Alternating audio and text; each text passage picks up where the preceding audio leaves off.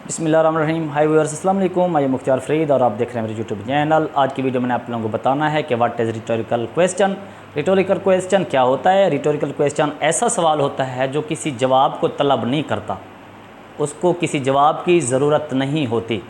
वो सवाल ऐसा होता है जो कोई ड्रामेटिक इफ़ेक्ट पैदा करने के लिए या कोई पॉइंट बनाने के लिए या किसी बात पर ज़ोर देने के लिए जो बात कही जाती है एज ए क्वेश्चन, तो उस ऐसे सवाल को हम क्या कहते हैं? रिटोरिकल क्वेश्चन कहते हैं। तनकीदन भी कह सकते हैं, जो हम कोई बात कह देते हैं। मिसाल के तौर पर एक बंदा आता है, आके बैठता है और वो शोर कर रहे होते हैं, तो हम उसको यूँ अगर कह दें कि can not you keep quiet, क्या आप खामोश नहीं रह सकते?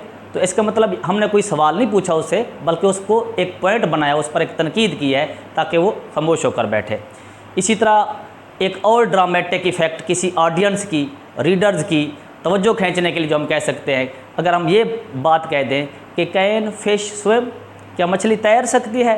तो ये सवाल नहीं है, बल्कि ये एक ड्रामेटिक इफ़ेक्ट है। इसी तरह डू बर्ड्स फ्लाई, क्या परिंदे उड़ते हैं? तो ये एक ड्रामेटिक इफ़ेक्ट है, ये कोई इसका कोई जवाब तलब नहीं होता। इसकी डेफिनेशन भी ये है, डिक्शनरी के मुताबिक वो ये है, a question asked in order to create a dramatic effect or to make a point or emphasize a point rather than to get an answer। ऐसा सवाल जो कोई ड्रामेटिक सीन या कोई पॉइंट बनाने के लिए या किसी पॉइंट पर जोर देने के लिए पूछा जाता हो, ना कि कोई जवाब तलब करने के लिए पूछा जाता हो, तो ऐसे सवाल को हम क्या कहते हैं? रिटोरिकल क्वेश्चन कहते हैं।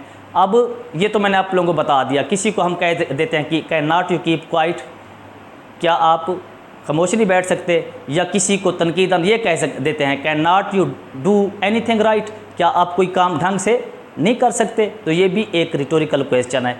इसके अलावा अगर कोई हमें स्टेटमेंट दे दे, तो हमने उस स्टेटमेंट को रिटोरिकल क्वेश्चन में कैसे तब्दील करना है, उसका तरीक़ाकार ये होता है, जो उसका हेल्पिंग वर्ब हो उसको हम पहले ले आएंगे सब्जेक्ट से पहले, और उसी हेल्पिंग वर्ब के साथ ही नॉट लगा देंगे, और उसके बाद सब्जेक्ट आ जाएगा। सब्जेक्ट के बाद फ़िक्रे का बकिया हिस्सा जिस तरह होता है। मिसाल के तौर पर पॉजिटिव सेंटेंस है, he is going to Karachi, he is going to Karachi. हमने इसका रिटोरिकल क्वेश्चन बनाना है, तो is not he going to Karachi, हमने उसका जो इज़ था पहले लगा दिया, उसके साथ नॉट भी लगा दिया, तो is not he going to Karachi, ये भी हो जाएगा। इसी तरह इज़ंट भी पढ़ सकते हैं, इज़ नॉट को isn't he going to Karachi. तो इस तरह की जो भी स्टेटमेंट हो, उसको अगर रिटोरिकल क्वेश्चन में तब्दील करना हो, तो इसका तरीक़ाकार यही है।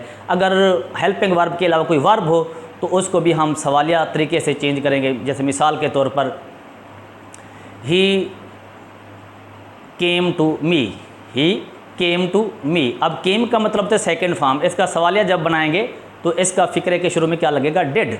तो डिड के साथ हम नॉट भी लगा देंगे, तो डिडंट ही, फिर केम नहीं लगाएंगे, कम लगा देंगे, didn't he come to me. तो ये हमारे पास रिटोरिकल क्वेश्चन बन गया, और यही मेरा आज का टॉपिक था। उम्मीद करता हूँ कि ये आप लोगों को वीडियो पसंद आएगी। अगर पसंद आए तो मेरे इस चैनल को सब्सक्राइब करना है, शेयर करना है, अपना और अपने दोस्तों का ख्याल रखना है। ओके, अल्लाह हाफिज़।